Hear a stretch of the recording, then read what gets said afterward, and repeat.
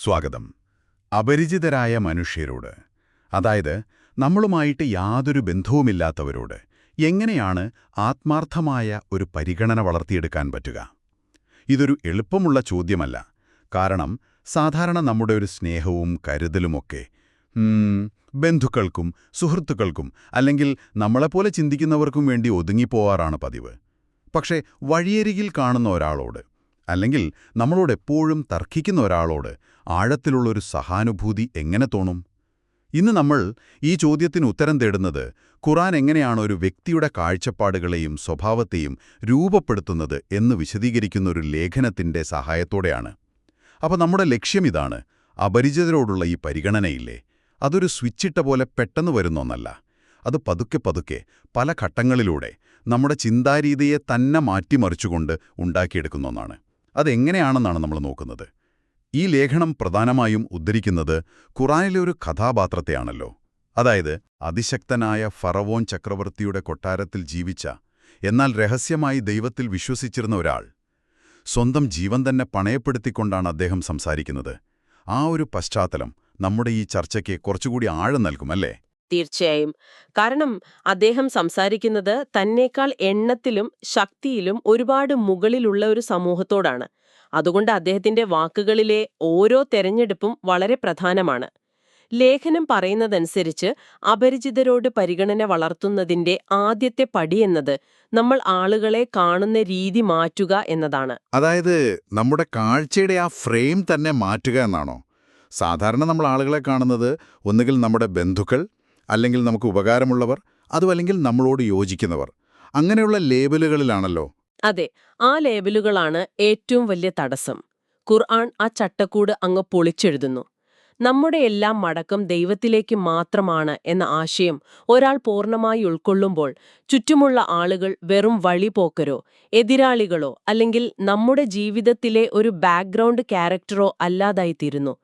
ഒരേ പാതയിലൂടെ ഒരേ ലക്ഷ്യസ്ഥാനത്തേക്ക് യാത്ര ചെയ്യുന്ന സഹയാത്രികരായി അവരെ കാണാൻ തുടങ്ങും. പക്ഷേ ആ സഹയാത്രികരിൽ ചിലർ തെറ്റായ ദിശയിലേക്കാണ് പോകുന്നത് എന്നൊരു ചിന്തയും കൂടെ വരില്ലേ? തീർച്ചയായും വരും. തങ്ങൾ ഒരു വലിയ കൊക്കയുടെ അടുത്തേക്കാണ് നടന്നെടുക്കുന്നതെന്ന് അവരിൽ ചിലർക്ക് അറിയില്ല എന്നൊരു ചിന്ത.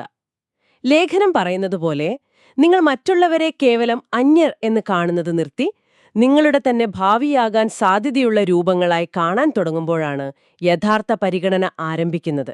ആ ആശയം കേൾക്കാൻ വളരെ നല്ലതാണ്, നമ്മുടെ തന്നെ മറ്റൊരു രൂപം.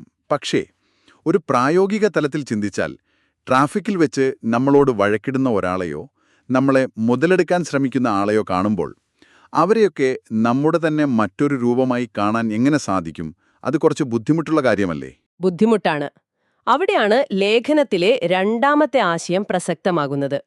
ഈ പരിഗണന വളരുന്നത് ഞാൻ അവരെക്കാൾ നല്ലവനാണ് എന്നൊരു ധാർമ്മികമായ ഔന്നത്യത്തിൽ നിന്നല്ല, മറിച്ച് പങ്കുവെക്കപ്പെട്ട ദുർബലതയിൽ നിന്നാണ്. നമ്മളെല്ലാം ഒരുപോലെ ദുർബലരാണ്, തെറ്റുപറ്റാൻ സാധ്യതയുള്ളവരാണ് എന്ന തിരിച്ചറിവിൽ നിന്ന്. ഫറവോന്റെ കൊട്ടാരത്തിലെ ആ വിശ്വാസി ഒരിക്കലും താൻ അവരെക്കാൾ മികച്ചവനാണെന്നോ ധാർമ്മികമായി ഉയർന്നവനാണെന്നോ പറയുന്നില്ല. ഞാൻ രക്ഷപ്പെട്ടു, നിങ്ങൾ നശിച്ചുപോയി എന്നല്ല അദ്ദേഹം പറയുന്നത്. ശരിയാണ്. അങ്ങനെ പറഞ്ഞിരുന്നെങ്കിൽ ആരും അത് കേൾക്കാൻ പോലും നിൽക്കില്ലായിരുന്നു. അതെ, പകരം ഞാൻ നിങ്ങളെ രക്ഷയിലേക്ക് ക്ഷണിക്കുന്നു, നിങ്ങളാകട്ടെ എന്നെ നരകത്തിലേക്കും എന്നാണ് അദ്ദേഹം പറയുന്നത്. ഇതിന് ആഴത്തിലുള്ളൊരു അർത്ഥമുണ്ട്. അതിലൊരു സൂചനയുണ്ട്.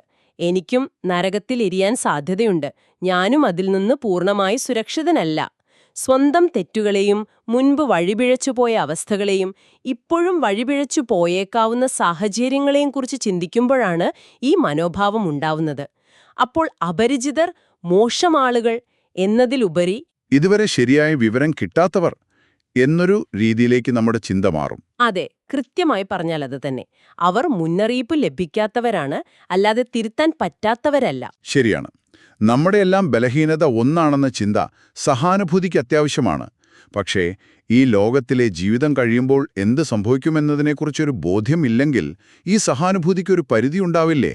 ഒരുപക്ഷെ അവിടെയാകാം അടുത്ത ആശയം പ്രസക്തമാകുന്നത്. ലേഖനം പരലോക യാഥാർത്ഥ്യബോധം എന്ന് പറയുന്നുണ്ടല്ലോ.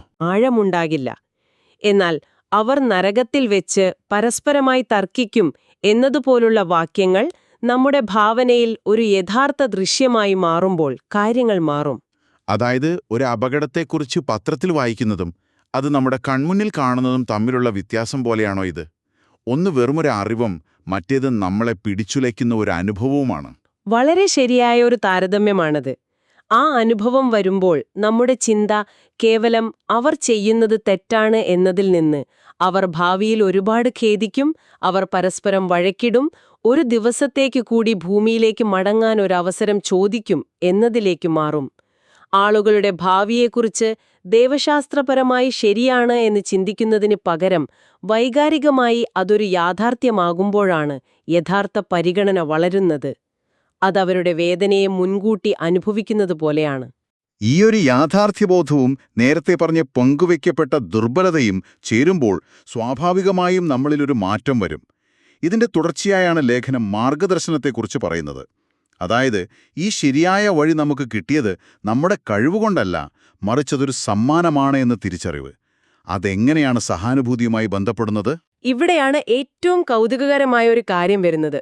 ഫറവോന്റെ ആളുകളോട് ആ വിശ്വാസി പറയുന്നൊരു വാചകമുണ്ട്: നിങ്ങൾ എന്നെ ക്ഷണിക്കുന്ന കാര്യത്തെക്കുറിച്ച് എനിക്കൊരു അറിവുമില്ല.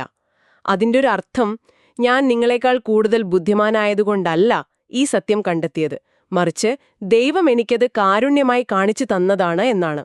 അപ്പോൾ നിങ്ങൾ പറയുന്നത് നമ്മളൊരു പരീക്ഷയ്ക്ക് നന്നായി പഠിച്ച് ജയിക്കുന്നത് പോലെ അല്ല ഇത്, മറിച്ച് നമുക്കൊരു ലോട്ടറി അടിച്ചതുപോലെയാണെന്നാണോ? നമ്മുടെ കഴിവുകൊണ്ടല്ല, ഭാഗ്യം കൊണ്ട് കിട്ടിയതൊന്ന്. അങ്ങനൊരു ചിന്ത വരുമ്പോൾ തീർച്ചയായും മറ്റുള്ളവരോട് പുച്ഛം തോന്നില്ലല്ലോ. കൃത്യം.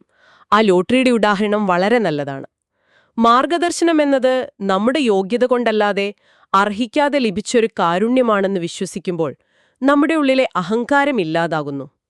അഹങ്കാരത്തിന്റെ സ്ഥാനത്ത് സ്വാഭാവികമായും അനുകമ്പയും സഹാനുഭൂതിയും കടന്നുവരുന്നു. അപ്പോൾ എന്തുകൊണ്ടാണ് ഇത്ര ലളിതമായ കാര്യം അവർക്ക് കാണാൻ കഴിയാത്തത് എന്നൊരക്ഷമ നിറഞ്ഞ ചോദ്യത്തിനു പകരം എന്തുകൊണ്ടാണ് എനിക്കിത് കാണാൻ സാധിച്ചത്, ഞാൻ എന്താണിതിന് അർഹൻ എന്ന വിനയത്തോടുകൂടിയ ചിന്ത വരും. ആ ചിന്തയാണ് മറ്റുള്ളവരോടുള്ള നമ്മുടെ സമീപനത്തെ മയപ്പെടുത്തുന്നത്. പക്ഷേ അവിടെ ഒരു സംശയമുണ്ട്. ഒരാളോട് പരിഗണനയുണ്ടെങ്കിൽ അവർ ചെയ്യുന്ന തെറ്റ് തിരുത്തിക്കൊടുക്കുക എന്നതല്ലേ അതിൻ്റെ സ്വാഭാവികമായ ഫലം? അല്ലെങ്കിൽ അത് വെറുമൊരു നിഷ്ക്രിയമായ സ്നേഹമായി മാറില്ലേ? ലേഖനം പറയുന്നത് ആളുകളെ ശരിയാക്കാൻ ശ്രമിക്കരുത് എന്നാണല്ലോ.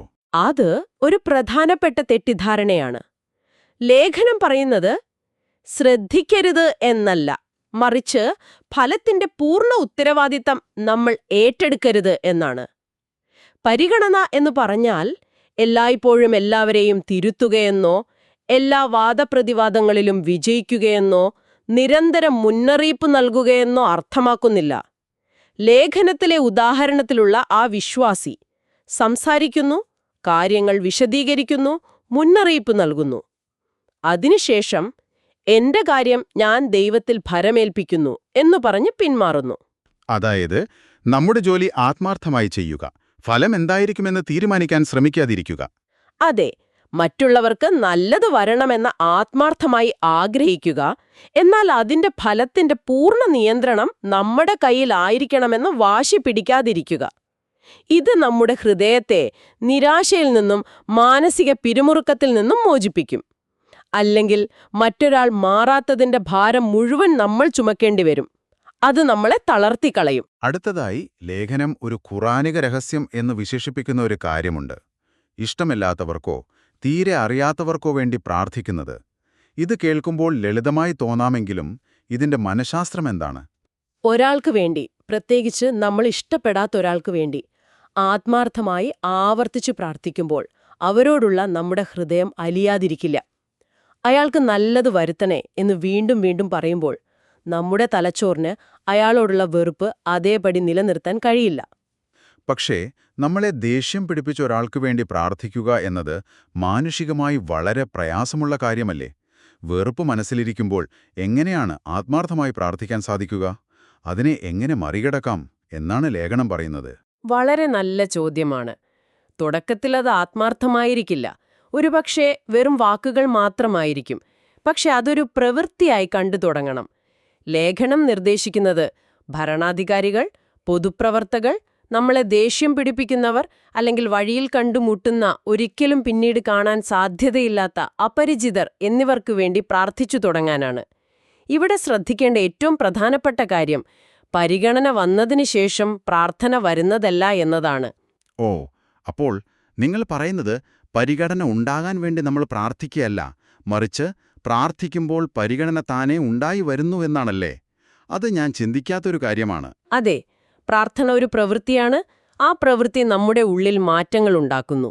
ഒരു വികാരത്തിന്റെ ഫലമായി ചെയ്യുന്നതിനേക്കാൾ ഒരു വികാരം ഉണ്ടാക്കിയെടുക്കാൻ വേണ്ടി ചെയ്യുന്നൊരു പ്രവൃത്തിയായി ഇതിനെ കാണണം. വളരെ രസകരമായൊരു കാഴ്ചപ്പാടാണത്. അപ്പോൾ ഈ യാത്രയിലെ അവസാനത്തെ ഘട്ടമായി ലേഖനം പറയുന്നത് ഈ പരിഗണനയിൽ വേദനയും ഉൾപ്പെടും എന്നംഗീകരിക്കുക എന്നതാണ്. ഇതല്പം വിഷമം തോന്നിക്കുന്ന ഒന്നാണല്ലോ. അതെ, എന്നാൽ അത് വളരെ സത്യസന്ധമായ ഒരു നിരീക്ഷണമാണ്.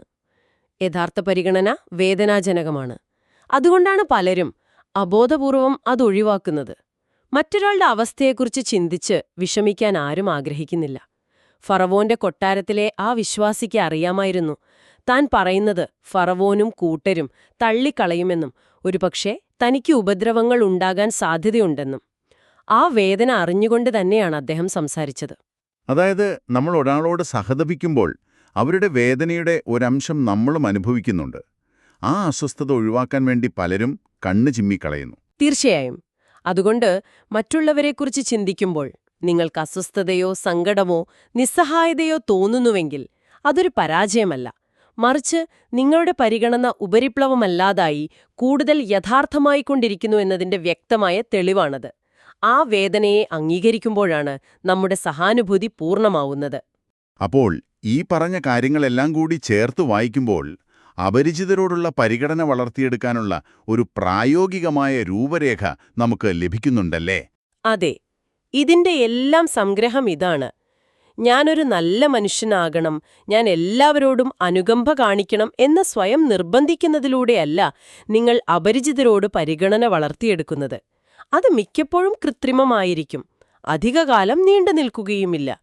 മറിച്ച് പരലോകത്തെ ഒരു യാഥാർത്ഥ്യമായി കാണുന്നതിലൂടെയും സ്വന്തം ദുർബലതയും തെറ്റുപറ്റാനുള്ള സാധ്യതയും തിരിച്ചറിയുന്നതിലൂടെയും മാർഗദർശനത്തെ അർഹിക്കാതെ കിട്ടിയ ഒരു സമ്മാനമായി മനസ്സിലാക്കുന്നതിലൂടെയും കാര്യങ്ങളുടെ അന്തിമ ഫലത്തിന്റെ നിയന്ത്രണം ദൈവത്തിന് വിട്ടുകൊടുക്കുന്നതിലൂടെയുമാണ് അത് സംഭവിക്കുന്നത്.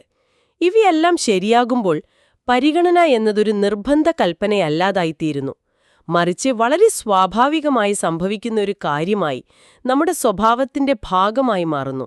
വളരെ വ്യക്തമായൊരു കാഴ്ചപ്പാടാണ് ഈ ലേഖനം നൽകുന്നത്. പോകുന്നതിനു മുൻപ് നിങ്ങൾക്ക് ചിന്തിക്കാൻ ഒരു കാര്യം കൂടി തരാം. ഈ ലേഖനം മുന്നറിയിപ്പ് ലഭിക്കാത്ത ആളുകൾ എന്നൊരു പ്രയോഗം ഉപയോഗിച്ചല്ലോ. ആത്മാർത്ഥമായ പരിഗണനയോടെ ഒരുപക്ഷെ അത് പറയാൻ അവർക്ക് ബുദ്ധിമുട്ടായിരുന്നിട്ടും ആരെങ്കിലും നിങ്ങൾക്കൊരു മുന്നറിയിപ്പ് തന്നൊരു സന്ദർഭം ഓർത്തുനോക്കൂ. അന്ന് നിങ്ങൾക്ക് എന്തു തോന്നി? നമ്മളിന്ന് സംസാരിച്ച പങ്കുവയ്ക്കപ്പെട്ട ദുർബലത എന്ന ആശയവുമായി അതിനെ എങ്ങനെ ബന്ധിപ്പിക്കാൻ സാധിക്കും? ആ മുന്നറിയിപ്പ് തന്നയാൾ നിങ്ങളെക്കാൾ മികച്ചവനാണെന്ന ചിന്തയിലായിരുന്നോ? അതോ നിങ്ങൾ വീഴാൻ പോകുന്ന അതേ കുഴിയിൽ മുൻപ് അവരും വീണിരിക്കാം എന്ന ചിന്തയിലായിരുന്നോ അത് പറഞ്ഞത്? അടുത്ത തവണ കാണുന്നതുവരെ ചിന്തിക്കുക.